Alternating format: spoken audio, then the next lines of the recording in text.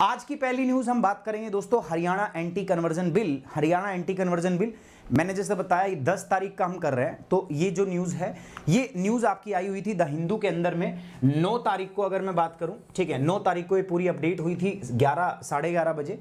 तो 10 के न्यूज़पेपर में हम इसको कवर करेंगे। हरियाणा कैबिनेट ने मंजूरी दे दी एंटी कन्वर्जन बिल को। ठीक है, एंटी कन्वर्जन बिल क्या है, चलिए दोस्तों बात करेंगे एंटी कन्वर्जन बिल के बारे में। रिसेंटली अगर मैं बात करूं तो बहुत सारी सरकार ऐसी हैं जिन्होंने एंटी कन्वर्जन बिल पास किया है, और ये सारी सरकार बेसिकली बीजेपी रूल्ड स्टेट के अंदर है। चाहे आप हरियाणा की बात कर लो, चाहे आप बात कर लो उत्तर प्रदेश की, चाहे बात कर लो कर्नाटका की, ठीक है, चाहे बात कर लो आप गुजरात की। भारत के अंदर में बहुत सारे स्टेट्स ऐसे हैं, हिमाचल प्रदेश, उत्तराखंड, जिन्होंने ऑलरेडी एंटी कन्वर्जन बिल जो है पास कर दिया है ना। अब हरियाणा सरकार ने भी इसको मंजूरी दे दी है, नोट दे दी है, मतलब कैबिनेट ने इसको मंजूरी दे दी है। अब हरियाणा की जो लेजिस्लेटिव असेंबली है उसके अंदर में इस बिल को प्रस्तुत किया जाएगा, इस बिल को रखा जाएगा। ठीक है, जब ये बिल पास हो जाएगा तो ये बिल क्या बन जाएगा दोस्तों, अपने आप में कानून बन जाएगा। ये बात आपको बहुत क्लियर है, ये बात आप बहुत अच्छे से समझ गए। ठीक है सर, बात करते हैं इस बिल के प्रोविजंस क्या क्या हैं। देखो कुछ नहीं, इस प्रोविजन मैं आपको बता देता हूं, सिंपल है। ठीक है भाई, अगर जो आप समझिए, अगर किसी भी व्यक्ति को धर्म परिवर्तन उसका कराया जाता है for the fake promises, false proposition, ठीक है, मैं उल्टा सीधा बोलूं, मैं कहूं अगर आप ये धर्म ज्वाइन कर लो, आपको ठीक है सीधा भगवान से आपकी मुलाकात हो जाएगी, आपको ये फायदा होगा, आपकी दिन दुगनी रात चौगनी उन्नति हो जाएगी, आपका कारोबार बढ़ेगा, बिजनेस, ये फॉल्स प्रोपोजिशन है। और ये कोई सोचने की बात नहीं है, भारत के अंदर में बहुत सारे लोग हैं जो इन मैनिपुलेशन के अंदर में फंस जाते हैं।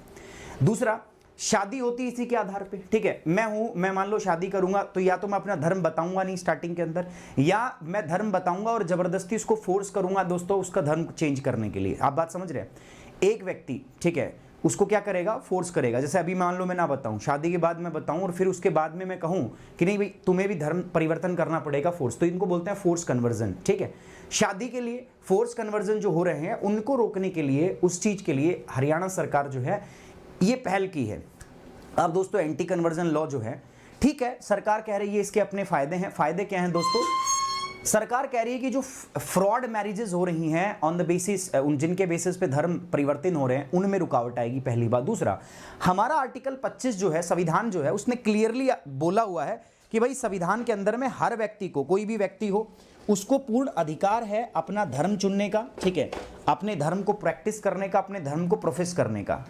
ये जो चीज हो रही है ना, ये बस उसको फुसलाया जा रहा है। ठीक है, किसी भी फॉल्स प्रोपोजिशन के आधार पर किसी व्यक्ति को फुसला के उसका धर्म परिवर्तन करना गलत है, और ये उसके संविधान के अगेंस्ट है, ये संविधान और उसके फंडामेंटल राइट के अगेंस्ट है। आर्टिकल 25 को हम हैम्पर कर रहा है और article number 21 right to life को भी हैम्पर कर रहा है। ठीक है, तो ये कह के सरकार ने बिल क्या कर दिया, पास कर दिया है, कैबिनेट ने मंजूरी दे दी है। अब ये बिल जाएगा लेजिस्लेटिव असेंबली के अंदर, वहां रखा जाएगा, और अगर ये पास होता है तो ये कानून, और ऑब्वियस सी बात है पास हो ही जाएगा क्योंकि सरकार तो बीजेपी की है। ठीक है, असेंबली के अंदर ये पास हो जाएगा। प्यारे बच्चों, इस बिल की जरूरत क्यों पड़ी वो मैंने आपको बता दिया। ज्यादातर सरकारें जो हैं वो यही कह रही हैं कि भैया जो फ्रॉड मैरिज हो रही हैं धर्म के आधार पर, लव जिहाद, ठीक है, आपने सुना हो, उन चीजों को रोकने के लिए दोस्तों ये किया जा रहा है, ऐसा सरकार का कहना है। लेकिन मैं आपको एक बात बताना चाहूंगा दोस्तों, ये जो बिल है इस प्रकार के, ये लगातार कंट्रोवर्सी में चलते रहे हैं। ठीक है, पहली बात तो क्या है दोस्तों, देखो ये कानून किसके ऊपर है, धर्म के ऊपर है। हमारा संविधान सीधा सीधा कहता है कि धर्म के मामले में स्टेट को पढ़ना ही नहीं है भाई। ठीक है, एक इंडिविजुअल चॉइस है, स्टेट को नहीं पढ़ना है इसके मामले में। दूसरी बात क्या है दोस्तों, इस कानून के अंदर में बहुत सारे ऐसे ऐसे शब्दों का प्रयोग किया है जो वेग है, उनका क्लियर कट लॉ की टर्म्स में, कानूनी भाषा के अंदर में कोई भी इंटरप्रिटेशन नहीं है, उसकी अलग अलग इंटरप्रिटेशन निकाली जा सकती है, और उसके आधार पर किसी भी व्यक्ति को इनसे फंसाया भी जा सकता है। दूसरी बात, तीसरी बात क्या है दोस्तों जो मैं आपको बताऊंगा, देखो भारत देश के अंदर में अगर मैं कानून की बात करूं तो एंटी कन्वर्जन के खिलाफ कोई भी सेंट्रल लॉ नहीं है। मतलब हमारे पार्लियामेंट के अंदर में धर्म परिवर्तन के ऊपर किसी भी प्रकार का कानून जो है यहां पे नहीं बनाया गया। ऐसा हुआ है कई बार कि पार्लियामेंट के अंदर में प्राइवेट मेंबर बिल इसके लिए इंट्रोड्यूस किया गया है, लेकिन कभी उसको मंजूरी नहीं मिली और इस पे बिल पास नहीं हुआ है। पार्लियामेंट का मानना है कि धर्म परिवर्तन का जो मामला है ये पार्लियामेंट की लेजिस्लेटिव कॉम्पिटेंस में नहीं है। दैट मींस पार्लियामेंट इसके ऊपर में कानून नहीं बना सकती। ये मानना है किसका दोस्तों? ये मानना है पार्लियामेंट का, इसीलिए कानून नहीं आया। लेकिन अलग अलग राज्य सरकार समय समय पर इसके ऊपर कानून बनाती रही हैं और उसी एक प्रक्रिया के अंदर में हरियाणा सरकार भी जो है वो आगे आई है, ठीक है। लेकिन इन कानूनों को जैसा मैंने बताया दोस्तों, क्रिटिक्स इनको बहुत क्रिटिसाइज करते हैं, ठीक है। इनका मानना है कि देश का जो इंटीग्रेशन है वो नहीं हो पाएगा इससे, और रिलीजियस जो राइट्स हैं हम उनको क्या दे रहे हैं दोस्तों? प्राथमिकता दे रहे हैं। साथ ही साथ अगर मैं बात करूं दोस्तों, इससे कम्युनल हेट्रेड जो है वो स्प्रेड होती है किसी एक पर्टिकुलर धर्म के लिए, ऐसा यहां पर मानना है क्रिटिक्स का। अब देखो क्या क्रिटिक्स का मानना है क्या नहीं है, ये अपने को खैर मतलब नहीं पड़ता, हमने तो पर्पस पढ़ना है, इसकी जो क्रिटिसिज्म है वो भी कर देंगे, इसके प्रोविजन है वो भी पढ़ लेंगे, और आगे का रास्ता अगर आप कभी भी किसी चीज़ को क्रिटिसाइज करते हो तो प्यारे बच्चों आगे का रास्ता जो है वो क्या होगा वो भी ध्यान रखो। इसमें होना क्या है दोस्तों? देखो कुछ नहीं होना, कोई बात नहीं। अगर सरकार चाहती है, सरकार की मंशा अच्छी है, सरकार चाहती है किस प्रकार की फोर्स मैरिज, अगर किसी की शादी इस आधार पे हो कि धर्म परिवर्तन करना पड़ेगा या बाद में करवाया जाए, ये तो गलत चीज है दोस्तों। ये क्या है दोस्तों? ये गलत चीज है और इसको रोकना अनिवार्य है। लेकिन सरकार को साथ साथ में इस बात को भी इंश्योर करना चाहिए कि इस प्रकार के कानून से किसी भी व्यक्ति के अधिकारों का हनन नहीं होगा, उसको जबरन फॉल्स उसमें फंसाया नहीं जाएगा।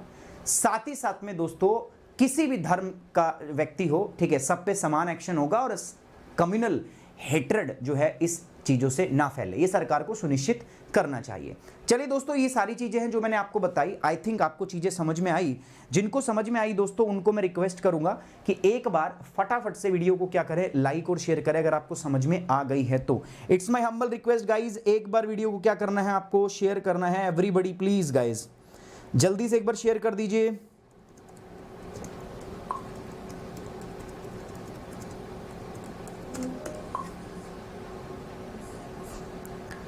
ठीक है, अरे रेस्ट कोई दिक्कत नहीं, रेस्ट भाई कल ले तो लिया यार, रेस्ट कल रेस्ट ले तो लिया, ऐसा कुछ नहीं। अरे हुआ क्या ना, कल जैसे परसों की बात है, मैं क्लास लेके मैं जा रहा था तो जिस हिस्से पे वो ऑपरेशन हो रखा है उस पर वो लगा, दरवाज़ा लग गया, मेरी गलती की वजह से थोड़ा पेन हो गया, उसकी वजह से थोड़ा सा दर्द था, बट नाउ इट्स फाइन। ठीक है, आज कोई दिक्कत नहीं है, ठीक है, एकदम सही है, तो क्लास करेंगे आज। ठीक है, चलिए नाउ ये मैंने बताया न्यूज़ कहाँ आई हुई है दोस्तों, द हिंदू की न्यूज़ है जो मैंने आपके साथ डिस्कस की है। मैं क्यों डिस्कस कर रहा हूँ, बेसिकली देखो जीएस पेपर 2 में लिखा हुआ है भारत सरकार की जो या राज्य सरकार की जो पॉलिसी होती है उनके और उनके इम्प्लीमेंटेशन के बारे में पढ़ो, और अगर इन पॉलिसी से किसी प्रकार का जो है इशू अराइज होता है तो उनको भी पढ़ो। तो इसीलिए हम पढ़ रहे हैं दोस्तों GS paper 2 government policies and implementation and issue arising from them. समझना दोस्तों पर्पस क्या है, हरियाणा सरकार ने इसको क्या दे दी मंजूरी, एंटी कन्वर्जन बिल, बेसिकली पूरा नाम पढ़ोगे तो Haryana prevention of unlawful conversion of religious bill 2022, ये इसका नाम है। The draft bill will now be the tabled before the assembly. अब देखो इस बिल को असेंबली के सामने रखा जाएगा, ठीक है, सदन के सामने रखा जाएगा। इसका उद्देश्य क्या है, it aimed at prohibiting religious conversion, ठीक है, ये चाहता है कि धार्मिक जो कन्वर्जन है, धर्म के नाम पर जो कन्वर्जन हो रहे हैं उनको रोका जाए, which are affected through the misrepresentation. और ये सारे जो धार्मिक कन्वर्जन हो रहे हैं ये किसकी वजह से हो रहे हैं दोस्तों, मिस रिप्रेजेंटेशन, मतलब आप एक धर्म को सही कह रहे हो, दूसरे धर्म आप फैक्ट्स को गलत तरीके से रिप्रेजेंट कर रहे हो। दूसरी बात, आप किसी के साथ जबरदस्ती कर रहे हो, आप किसी के प्रभाव में आके ऐसा कर रहे हैं, जबरदस्ती एल्यूरमेंट, आपको पैसों का लालच दिया जा रहा है कि इस धर्म को ज्वाइन कर लो, आपको ये मिलेगा ये मिलेगा, और कोई ऐसा इसी प्रकार का तरीका जिसमें शादी करके आप किसी को फोर्स करते हो धर्म परिवर्तन करने के लिए, या शादी के लिए फोर्स करते हो धर्म परिवर्तन के लिए, तो ये सारे मैटर हैं, इनको रोकना इसका क्या है दोस्तों उद्देश्य है। ये जो बिल है ना दोस्तों, ठीक है, ये बिल इसलिए पास किया गया क्योंकि बहुत सारे स्टेट्स जो हैं इसी प्रकार के एंटी कन्वर्जन लॉ पास कर रहे हैं। The bill on the lines of the recent anti conversion law pass in other state propose to make conversion by the marriage an offence. इसका सिंपल सा मतलब क्या है दोस्तों, धर्म परिवर्तन करना शादी के द्वारा या शादी के लिए धर्म परिवर्तन कराना जबरदस्ती, ये क्या होगा दोस्तों, ये अपने आप में इसको एक अपराध इस कानून के माध्यम से बनाया जाएगा। ये बात आपको समझ में आ रही है कि नहीं आ रही। उद्देश्य क्या है दोस्तों, उद्देश्य है कि किसी भी प्रकार के जबरदस्ती के दबाव से, किसी भी प्रकार के फोर्स से, किसी प्रकार के लालच से, या शादी के लिए बाद में या शादी के द्वारा अगर एक किसी व्यक्ति को धर्म परिवर्तन करने के लिए मजबूर किया जा रहा है तो उसको रोकना ही इसका क्या है उद्देश्य है। इसके माध्यम से जो शादी जबरदस्ती शादी होती धर्म के नाम पर, ठीक है, उसको रोकना इसका उद्देश्य है, उसको क्रिमिनलाइज करना इसका उद्देश्य है। ठीक है, डिटेल में चलते हैं। तो ये बिल जो है ना दोस्तों, अगर मामला माइनर वुमेन्स का है मतलब और शेड्यूल कास्ट या शेड्यूल ट्राइब का है तो ये ग्रेटर पनिशमेंट्स कहता है। इसमें स्पेशल प्रोविजन है, ठीक है, कि अगर कोई ऐसा वर्ग है जो पिछड़ा वर्ग है या कमजोर वर्ग है और उनकी महिलाओं के साथ में स्पेशली अगर ऐसा होता है तो ज़्यादा स्ट्रिक्ट पनिशमेंट है। मतलब आदमी है, पुरुष है तो छोड़ दिया जाएगा, ठीक है, लेकिन अगर माइनर वेमेन है, शेड्यूल कास्ट और शेड्यूल ट्राइब से हैं, इन केस में बख्शा नहीं जाएगा बिल्कुल भी, क्योंकि इन्हीं जगहों पर ये चीज़ें क्या हो रही हैं, ज़्यादा हो रही हैं। It also provide that burden of proof.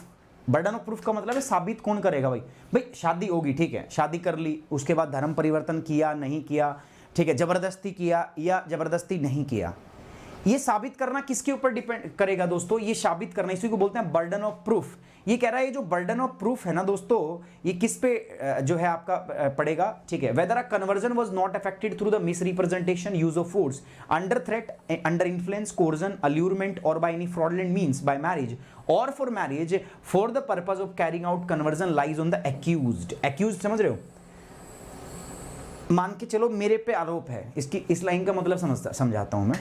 पहला प्रोविजन तो समझ में ही आ गया कानून में कि जो माइनर है, SC ST है, उनके लिए स्ट्रिक्ट सजा का प्रावधान इसके अंदर रखा गया है। दूसरा प्रोविजन इसके अंदर क्या बोला गया है, सेकंड प्रोविजन भाई ये कहा गया है कि अगर मान के चलो ये हुआ भी है तो इसको जो प्रूफ करने का जो बर्डन है, मान लो मेरे पे आरोप है तो मुझे ही ये साबित करना पड़ेगा कि भाई मैंने जबरदस्ती नहीं कराया, ठीक है, कन्वर्जन, मैंने कोई लालच नहीं दिया या मैंने शादी के बाद दबाव में लाके जो है कन्वर्जन नहीं कराया। अक्यूज्ड का मतलब समझो, जो आरोपी है, जिस पे आरोप लगा है, तो ये साबित करना कि ये चीजें हैं, ये जो बर्डन ऑफ प्रूफ है किस पे लाई करता है दोस्तों, आपका एक्यूज्ड पे लाई करता है। यह इस बात का सबूत देने का भार भी प्रदान करता है कि क्या धर्मांतरण गलत बयानी, बल प्रयोग, धमकी, अनुचित प्रभाव, जबरदस्ती, प्रलोभन या किसी कपटपूर्ण तरीके से शादी या शादी के लिए धर्मांतर के उद्देश्य से किया गया है, ये आरोपी पर है। इसका जो आपका इसको साबित करने का जो बेसिकली भार है वो किस पर है दोस्तों, आरोपी पे है, जो आरोपी है इसका। Every individual converting from one religion to another religion से सबमिट। अच्छा, अब कोई भी मान लो, ठीक है, पहली बात तो क्या है भाई, एक्यूज्ड को प्रूफ करना पड़ेगा। दूसरा, जो व्यक्ति कन्वर्ट हो रहा है, जो धर्म परिवर्तन कर रहा है, उसको रिटर्न के अंदर में एक अथॉरिटी के सामने अपना एक एफिडेविट फाइल करना पड़ेगा कि मैं अपनी मर्जी से हुआ हूं, मेरे पे किसी ने जोर जबरदस्ती नहीं की। इस कानून के तहत में ये प्रावधान है, जो ड्राफ्ट बिल है इसमें प्रावधान है कि हर इंडिविजुअल जो है, जो एक धर्म से दूसरे धर्म में कन्वर्ट हो रहा है, उसको एक अथॉरिटी के सामने डिक्लेयर करना पड़ेगा कि भैया मेरे साथ किसी प्रकार की जबरदस्ती नहीं की गई है। Beside it provides for declaring the marriage null and void which are solemnized by the concealment of religion। और इस प्रकार से अगर मान के चलो कोई शादी हुई है तो धर्म को छुपाकर मैं शादी कर लेता हूं और मैं अपने धर्म को छुपा के शादी कर रहा हूं और मैंने कर ली, तो ऐसी शादी को क्या माना जाएगा, नल एंड वॉइड माना जाएगा। इस प्रकार की शादियां जो है किसी प्रकार से जो है उनको सोलमनाइज्ड नहीं अनसोलमनाइज्ड मैरिज होगी वो। अच्छा, बात करते हैं सर इसकी जरूरत क्या है, ठीक है। पहली बात तो चलो ये बताओ सर, जब इतनी बात है तो सबसे पहले ये बताओ कि इसकी जरूरत क्या पड़ी हरियाणा सरकार को, कैसे लगा कि ये बिल रखना चाहिए दोस्तों। देखो, रीसेंट पास्ट में ऐसी बहुत सारी घटनाएं हुई हैं, बहुत सारे इंस्टेंस हमने देखे हैं दोस्तों, ठीक है, जहां पर लोग शादी कर लेते हैं, people marry person of another religion by other misrepresentation और concealment of their own religion, है ना। ऐसा देखा गया है कई बार। धर्म को या तो गलत तरीके से वो प्रस्तुत करेंगे या अपना धर्म छुपा लेंगे और फिर शादी कर लेंगे, ठीक है, अपना धर्म क्या करेंगे, छुपाएंगे और फिर शादी करेंगे। उसके बाद में जब शादी हो जाती है तो जो दूसरा अपना पार्टनर है उसको मजबूर करेंगे अपना धर्म परिवर्तन करने के लिए। ऐसे रिसेंट में बहुत सारे केस देखे हैं। शादी होगी, या तो धर्म को छुपा लिया या अपने धर्म को या दूसरे के धर्म को मिस रिप्रेजेंट किया शादी के बाद में या शादी से पहले, और अगले आदमी को फोर्स किया कि भाई तू अपना धर्म परिवर्तित कर ले। ऐसे बहुत सारे केसेस जो हैं वो सामने आए हैं दोस्तों। According to the Supreme Court, such incidents not only infringe the freedom of religions of the person so converted, but also militates against the secular fabric of our society. In fact, अपने constitution के तहत में supreme court का भी मानना है कि भैया ऐसे जो फोर्स कन्वर्जन होते हैं ना, ये ना केवल संविधान के खिलाफ, ना केवल उस व्यक्ति के फंडामेंटल राइट के अगेंस्ट है, बल्कि ये किसके हैं, संविधान के जो सेकुलर फैब्रिक है हमारा, ठीक है, जो धर्मनिरपेक्षता की बात करता है, उसके भी अगेंस्ट है। और ऐसी प्रैक्टिसेस को रोकना अनिवार्य है, जरूरी है। ये हमारा कौन कहता है दोस्तों, संविधान भी ऐसा कहता है। Sir status of anti conversion law in India, Bharat के अंदर में जो एंटी कन्वर्जन लॉ है उनका स्टेटस क्या है, ठीक है, भारत के अंदर में जो एंटी कन्वर्जन लॉ है, ठीक है, उनका स्टेटस क्या है, ये इसमें हम जानना चाहते हैं। पहली बात तो मैं बता दूं दोस्तों, कोई भी हमारे पास सेंट्रल लेजिस्लेशन मतलब पार्लियामेंट के द्वारा इस प्रकार का कोई भी कानून पास नहीं किया गया है। दैट मीन्स कोई भी जो है ऐसा इंडिया लेवल के ऊपर में कानून नहीं है, इंडिया लेवल के ऊपर में इसका कोई भी कानून जो है वो नहीं है। दोस्तों मैं आपको बताऊं, there has been no central legislation restricting और regulating the religious conversion in India. भारत में ऐसा कुछ नहीं। ऐसा मैंने बताया भाई, हमारे संविधान के अंदर में, हमारे संसद के अंदर में बहुत सारे प्राइवेट मेंबर बिल इसके अंदर में इंट्रोड्यूस किए गए हैं, बट कोई भी प्राइवेट मेंबर बिल जो है पार्लियामेंट ने उसको अप्रूव नहीं किया है। लेकिन समय समय पर दोस्तों, ठीक है, समय समय पर अलग अलग राज्यों ने इस कानून को जरूर पास किया। इवन हमारी जो यूनियन लॉ मिनिस्ट्री है उसने भी बोला है कि पार्लियामेंट के पास इसकी कोई लेजिस्लेटिव कॉम्पिटेंस नहीं है। मतलब हमारा जो केंद्रीय कानून मंत्रालय उसने कह भी दिया कि संसद के पास में धर्मांतरण विरोधी किसी भी प्रकार के कानून को पास करने का अधिकार नहीं है, शक्ति नहीं है भाई। मतलब हमारे पार्लियामेंट के पास में, अब देखो अलग अलग राज्य इस प्रकार के कानून बना रहे हैं, इससे बेटर क्या हो दोस्तों बताओ? इससे बेहतर यह है कि पार्लियामेंट कानून बना दे भाई, पार्लियामेंट इससे अच्छा कानून बना दे, पूरे देश का एक कानून बन जाएगा, अलग अलग पास करने की जरूरत ही नहीं है। लेकिन इसमें देखा गया कि ये जो कानून पास करना है ये पार्लियामेंट के लेजिस्लेटिव कॉम्पिटेंस में नहीं है, पार्लियामेंट की शक्ति से क्या है दोस्तों, ये बाहर है। लेकिन अलग अलग स्टेट्स हैं, ठीक है, जिन्होंने इस प्रकार के कानूनों को लगातार जो है पास किया है, ठीक है, जैसे कर्नाटक, अरुणाचल प्रदेश, छत्तीसगढ़, गुजरात, हिमाचल प्रदेश, झारखंड, मध्य प्रदेश, उड़ीसा, उत्तर प्रदेश, उत्तराखंड, ठीक है, इन्होंने बहुत सारे पास किए हैं इस प्रकार के, जो इस प्रकार के रिलीजियस कन्वर्जन को रोकने का काम करते हैं। अब मैं चाहता हूं दोस्तों, ठीक है, हमारे देश के अंदर में कोई कानून तो नहीं है, पर हमारे देश के अंदर में धार्मिक स्वतंत्रता से संबंधित मैं मुद्दे देखना चाहूंगा, मैं बताना चाहूंगा आपको। तो दोस्तों भारत के अंदर में रिलीजियस फ्रीडम और कॉन्स्टिट्यूशन से संबंधित कुछ मुद्दे हैं, जैसे हमारा आर्टिकल नंबर 25 संविधान के अंदर में, ठीक है, अनुच्छेद नंबर 25 के अंदर में कहा गया है कि देश के अंदर में जब आप रहते हो तो किसी भी प्रकार के धर्म का, कोई भी धर्म को आप मान सकते हैं, किसी भी धर्म के अंदर की जाने वाली प्रैक्टिसेस को आप फॉलो कर सकते हैं, किसी भी धर्म का आप प्रचार कर सकते हैं। दोस्तों ये संविधान ने क्या दी है दोस्तों, गारंटी दी है, और आपको स्टेट ये सब करने के लिए नहीं रोकेगा। सबसे पहला तो ये हो गया, ठीक है, ओके, ठीक है। दूसरा, no person shall force the religious belief and consequently no person should be forced to practise any religion. दूसरा, संविधान के अंदर ही प्रोविजन है कि भाई जबरदस्ती से अपनी इच्छा के खिलाफ कोई भी किसी व्यक्ति को ना तो दबाव डालेगा उसके ऊपर में, और ना ही उससे जबरदस्ती करेगा कि वो अपना धर्म क्या करे, परिवर्तन करे। ये सारे प्रोविजन हमारे संविधान के अंदर में लिखे हुए हैं प्यारे बच्चों, ठीक है। चलिए इन सब चीजों को पढ़ लिया हमने। Now let's move to the next part. और मैंने ये बता भी दिया आपको, ये जो एंटी कन्वर्जन कानून है दोस्तों, ये लगातार कंट्रोवर्सी में आते रहते हैं, ठीक है। कंट्रोवर्सी में क्यों आते हैं आप देख रहे हो दोस्तों, इसके अंदर में जो वर्ड है ना, जैसे ये वर्ड है, मैं आपको दिखाना चाहूंगा, जैसे इसका ये है प्रोविजन, ठीक है, ये इसमें बोल रहा है ना, ठीक है, ये क्या बोल रहा है दोस्तों, miss representation, use of force, threat, undue influence, coercion. ये बहुत वेग वर्ड है, कानून की भाषा में ना इनकी परिभाषा नहीं है। आप कैसे साबित करोगे कि दबाव डाला गया है कि नहीं डाला गया, कैसे साबित, बहुत सब्जेक्टिव मैटर है, इसलिए इसको क्रिटिसाइज किया जाता है, ठीक है। दूसरा, इसको क्रिटिसाइज क्यों किया जाता है कि इन कानूनों का गलत इस्तेमाल हो जाता है कई बार, है ना, एक आदमी को दबाने के लिए, सप्रेस करने के लिए, है ना।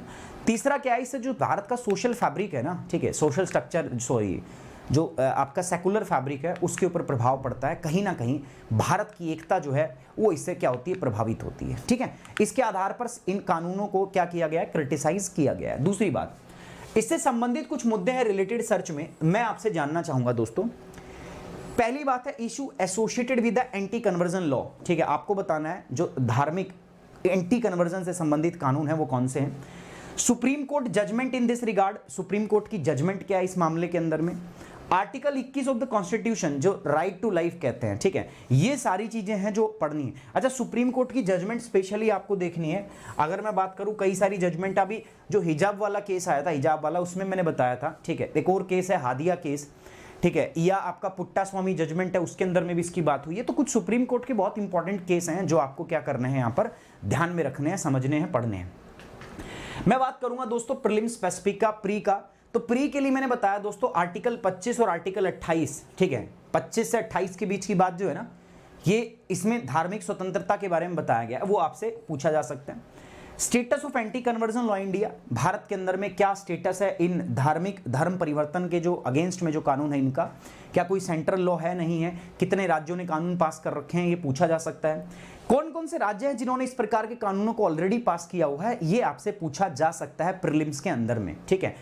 ऐसा एक सवाल मैंने आपको दिया है दोस्तों, एक क्वेश्चन मैंने दिया है आपको। चलिए पहले क्वेश्चन की बात कर लेते हैं, समझते हैं क्वेश्चन क्या है। पहला, consider the following statement with respect to the anti conversion law. भाई एंटी कन्वर्जन लॉ के बारे में भारत के अंदर में कुछ हम स्टेटमेंट दे रहे हैं, आपको बतानी है। पहला, in India we have central legislation restricting और रेगुलेटिंग द रिलीजियस कन्वर्जन। कह रहा है कि भारत के अंदर में केंद्रीय कानून है जिसके माध्यम से हम क्या करते हैं दोस्तों, धार्मिक जो परिवर्तन है इस प्रकार के उनको हम रोकते हैं, ठीक है। दूसरा कह रहा है कर्नाटक, अरुणाचल प्रदेश, छत्तीसगढ़ और गुजरात ये ऐसे स्टेट्स हैं जिन्होंने ऑलरेडी ये कानून पास कर दिया है। तीसरा कह रहा है एंटी कन्वर्जन लॉ जो है ना, it mainly deals with the fraud marriage only. कह रहा है ये सिर्फ और सिर्फ आपकी जो फ्रॉड मैरिज है, ठीक है, उससे बात करता है, मतलब फ्रॉड मैरिज करके जो धर्म परिवर्तन कराया जाता है ये सिर्फ उससे डील करता है। प्यारे बच्चों आपको करेक्ट स्टेटमेंट बतानी है मुझे क्या बतानी है दोस्तों, करेक्ट स्टेटमेंट बतानी है कि इसके अंदर में कौन सी स्टेटमेंट करेक्ट है, ठीक है। जल्दी से अपना जवाब बताएंगे सारे के सारे बच्चे, जल्दी से बताएंगे दोस्तों सारे के सारे बच्चे, फटाफट से इसके बारे में बताओ मुझे कौन सा स्टेटमेंट सही है।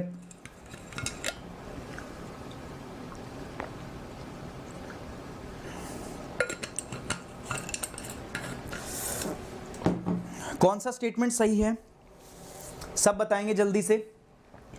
ए बी सी डी, सी सही है? अरे नहीं बाबा, सी सही नहीं है दोस्तों, ए सही है।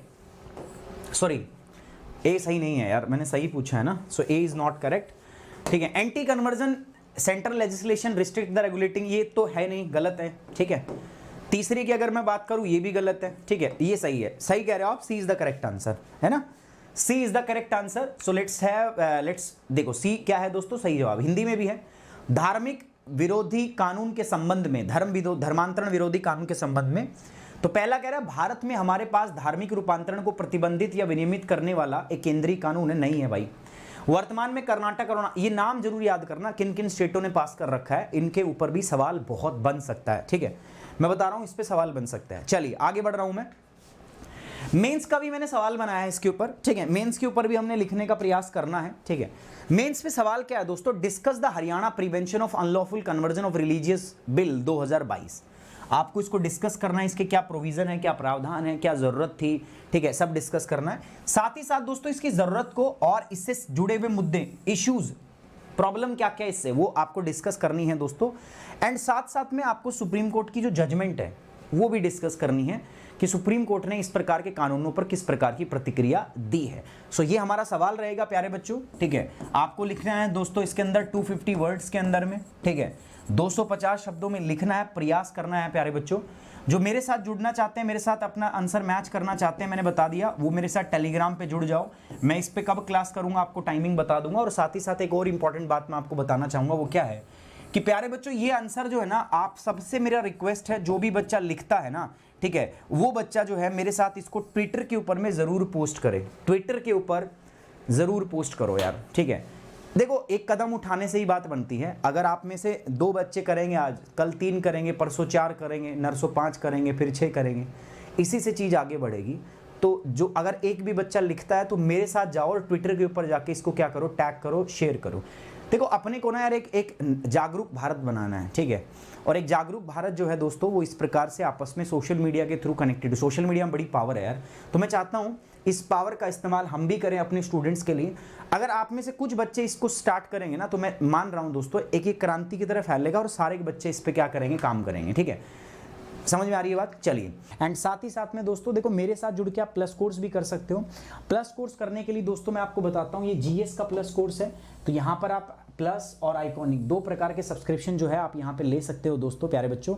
ये आपके सब्सक्रिप्शन का प्राइस है 6 महीने, 1 साल, 2 साल, 3 साल, ठीक है। ये इधर है आइकॉनिक का सब्सक्रिप्शन है 1 साल, 2 साल और 3 साल का ले सकते हो। कोड आपका क्या रहेगा, सुमित 10। तो ये मेरा टेलीग्राम चैनल है, PDF यहाँ दे दूंगा मैं, साथ साथ ये अपना कोड है, ठीक है, इसको यूज करना है to get the 10% off in academy.